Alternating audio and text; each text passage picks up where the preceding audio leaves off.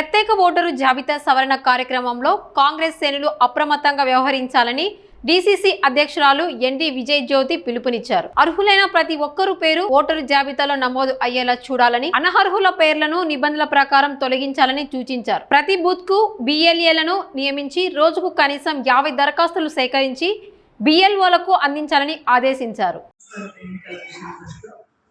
వాటిని దృష్టిలో పెట్టుకొని నియోజకవర్గంలో పార్టీని బలోపేతం చేయాలని అనే దిశగా నియోజకవర్గంలోని అందరూ మండలాధ్యక్షులతో కలిసి ఇక్కడ ఒక మీటింగ్ ఏర్పాటు చేయడం జరిగింది. మనందరికీ తెలిసిన విషయమే, ప్రస్తుతం ఉన్న పరిస్థితి, రాష్ట్ర పరిస్థితి కావచ్చు, కేంద్ర పరిస్థితి కావచ్చు, అగమ్య గోచరంగా ఉంది. ఒక్కొక్క దాన్ని చూసుకుంటే ఈ ప్రభుత్వాలు అధికారంలోకి వచ్చినప్పటి నుంచి సామాన్య ప్రజలకు పూర్తిగా అన్యాయం జరుగుతూ ఉంది. ఒకటి తర్వాత ఒకటి అంటే ఫస్ట్ చూడకపోతే మనకు ఒక ఈ భారత స్వాతంత్ర దేశంలో ఉన్నటువంటి ఓటు హక్కును దొంగలించడం జరిగింది. తర్వాత చూడబోతే ధరలు పెరగడం జరిగింది. తర్వాత చూడబోతే స్త్రీలకు రక్షణ లేకుండా పోయింది. ఇంకొకటి చూడబోతే మత సామరస్యం లేకుండా పోయింది. తర్వాత ఇప్పుడు చూడబోతే ఈ పెట్రోల్ డీజిల్ ధరలు పెంచి మన సామాన్య ప్రజలు ఏమాత్రం అందుబాటు లేకుండా కూరగాయలు కానీ ప్రతి ఒక్కటి ధరలు పెరగడం జరిగింది. నిన్నటికి నిన్న అప్పుడు గవర్నమెంట్ ఏర్పాటు చేసిన పెన్షన్, ఒంటరి మహిళల పెన్షన్ ఇంతవరకు ఇవ్వలేదు. ఇంకోటికి చూడకపోతే వైద్యం, ఆరోగ్యానికి సంబంధించి అది లేదు.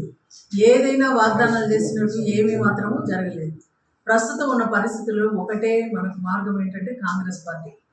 ఇప్పుడు కూడా ప్రస్తుతము నిన్న 27/5న 673 జీవో ప్రకారం ఆంధ్రప్రదేశ్లో వికసిత ఆంధ్రప్రదేశ్ అనే దాని కింద మున్సిపాలిటీకి, కార్పొరేషన్లకు సంబంధించినటువంటి మొత్తం ఆస్తులన్నీ ప్రైవేటీకరణ చేయడానికి జీవో ఏర్పాటు చేయడం జరిగింది. పారిశుద్ధ కార్మికులకు, తర్వాత అక్కడ పనిచేసే వాళ్ళకి, దానికి కావాల్సిన ప్రజల వాళ్ళ దగ్గర సేకరించిన పన్నులతో ఏర్పాటు చేసిన భవనాలను అన్నింటినీ కూడా ఫండ్స్ లేవనే విధంగా ప్రైవేటీకరణ చేయడం జరుగుతుంది. ఈ రకంగా ఒక్కొక్కటి జరుగుతూ ఉన్నాయి. కాబట్టి ఇటువంటి పరిస్థితులలో ఇప్పుడున్న ప్రభుత్వము పూర్తిగా ఫెయిల్ అయిపోయింది. ఇప్పుడు రావాల్సింది మనకు కాంగ్రెస్ పార్టీనే. కాబట్టి ఎక్కడుంది కాంగ్రెస్ పార్టీ అనుకోకుండా ప్రతి ఒక్కరూ దాన్ని దృష్టిలో ఉంచుకొని పార్టీని బలోపేతం చేయాలని మోటివేట్ చేయడానికి ఇక్కడ ఏర్పాటు చేయడం జరిగింది. అంతేకాకుండా రేపు 15వ తేదీ నుంచి జూలై 15 వరకు ఎస్ఐఆర్ స్టార్ట్ అవుతుంది. Special intensive revision election commission వాళ్ళు ఏర్పాటు చేసింది. దానికి సంబంధించి బిఎల్ఏలను ఏర్పాటు చేయడానికి ప్రతి నియోజకవర్గానికి, ప్రతి ఒక్క బూత్కు ఒక్కొక్క బిఎల్ఏ 2ను చేయాలనే ఉద్దేశంతో దానికి కూడా ఇక్కడ మేము మాట్లాడుకోవడానికి రావడం జరిగింది. ఎందుకంటే ఓట్లు కరెక్ట్గా ఎవరి ఓట్లు వాళ్ళు వేసుకునే విధంగా, దొంగ ఓట్లు కాకుండా ఉన్న వాళ్ళవి ఓట్లు ఉండే విధంగా, ఓట్లు లేకుండా పోయినట్టువి మన ఓట్లు ఎక్కించడానికి అన్ని వాళ్ళు వచ్చే బిఎల్ఓలతో కలిసి కాంగ్రెస్ పార్టీ తరఫున ప్రతి ఒక్కరి ఓటును కాపాడుకోవడానికి బిఎల్ఏ 2ను ఏర్పాటు చేయాలని దానికోసం కూడా ఇక్కడ సమావేశం మేము ఏర్పాటు చేయడం జరిగింది. ముఖ్యంగా ఏంటంటే ప్రస్తుతం ఉన్న పరిస్థితులలో కాంగ్రెస్ పార్టీని అధికారంలోకి తీసుకుపోతే మరి ఇప్పుడు 1947 వచ్చిన స్వాతంత్రం లేకుండా పోతుంది. కాబట్టి మేము ఆ దిశగా మేము ప్రయత్నం చేస్తూ ఉన్నాం. ప్రస్తుతము ఇప్పుడు మొత్తం ఈ పక్క రాష్ట్రాలన్నీ, దక్షిణాది రాష్ట్రాలన్నీ కాంగ్రెస్ పార్టీకి అనుకూలంగా ఉన్నాయి. ఇప్పుడు ఆంధ్రప్రదేశ్లో కూడా తప్పకుండా మనం దాన్ని బలోపేతం చేయాల్సిన అవసరం ఏర్పడుతుంది.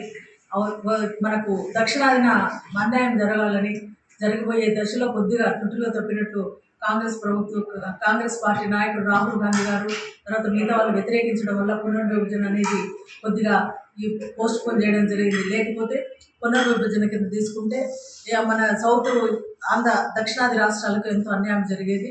ఇక్కడ అసలు పార్లమెంట్లో ఇక్కడ రాష్ట్రాల యొక్క ప్రాతినిధ్యం అనేది లేకుండా పోయేది. కాబట్టి వాళ్ళకు అనుకూలంగా ఉన్నటువంటి బీజేపీ ప్రభుత్వం అనుకున్నటువంటి వాటిని పెంచుకోవడానికి ఉద్దేశంతో ఈ పునర్విభజనను చేపట్టడానికి మొదలుపెట్టినప్పుడు వ్యతిరేకించడం జరిగింది. అంతేకాకుండా రాహుల్ గాంధీ గారు ముందుగానే చెప్పడం జరిగింది, పెట్రోల్ డీజిల్ విషయంలో ఈ ధరలు పెరిగిపోతున్నాయి, ముడి సరుకు లేదని చెప్పేసి ఇది కాదు ఇది అని చెప్పినప్పుడు ముందు లేకుండా ఈ రకంగా చేయడం జరిగింది. ప్రపంచంలో భారతదేశము ఒక మంచి స్థానంలో ఉన్నటువంటి ఒక మంచి పేరు ఉన్న దానికి ఇప్పుడు విదేశాలలో కూడా వాళ్ళు నవ్వే విధంగా ఉంది ఈ పరిస్థితి. కాబట్టి వీటన్నిటిని దృష్టిలో పెట్టుకొని మన యొక్క కాంగ్రెస్ పార్టీని బలోపేతం చేయాలని, ఒక్కొక్కరుగా అందరూ కలుసుకొని పనిచేయాలనే ఉద్దేశంతో ఈరోజు ఇక్కడ సమావేశం ఏర్పాటు చేయడం జరిగింది. నేషనల్ పార్టీ, జాతీయ పార్టీ, దేశం కోసం, స్వాతంత్రం కోసం పోరాడిన పార్టీ. ఎన్నో ఇది ఇప్పుడు చూస్తూ ఉన్నాం, కానీ ఊరికి పొద్దుపోకు మాట్లాడడం తప్పితే కాంగ్రెస్ పార్టీని విమర్శించారంత ఎవరికి లేదు, ఇప్పుడు ఉన్నటువంటి ఏ ప్రభుత్వానికి లేదు. కాంగ్రెస్ పార్టీ ఇప్పుడే చెప్తున్నారు కదా, భారతదేశం సురక్షంగా ఉండాలంటే ఏకైక పార్టీ కాంగ్రెస్ పార్టీ. అందుకే ఆంధ్రప్రదేశ్లో కాంగ్రెస్ పార్టీని బలోపేతం చేయాలనే ఉద్దేశంతోనే రాజశేఖర రెడ్డి గారి కుమార్తె షర్మిలారెడ్డి గారికి రాహుల్ గాంధీ గారు పిసిసి అధ్యక్షుడు పదవి ఇవ్వడం జరిగింది. అదేవిధంగా రేపు రాజ్యసభ కూడా సభలో అడుగు పోతా ఉన్నారు. మన ఆంధ్రప్రదేశ్ తరఫున వారు పోరాటం రాజ్యసభ పెద్దల సభలో వాళ్ళు ఉండడం జరుగుతుంది. కాబట్టి తప్పకుండా ఆంధ్రప్రదేశ్లో కాంగ్రెస్ పార్టీ బలోపేతం అవుతుందని మేము ఆశిస్తున్నాం. మా షర్మిలా మేడం గారికి రాజ్యసభలో అవకాశం ఇచ్చినందుకు రాహుల్ గాంధీ గారికి, ఖర్గే గారికి మనస్ఫూర్తిగా కృతజ్ఞతలు తెలియజేసుకుంటున్నాం.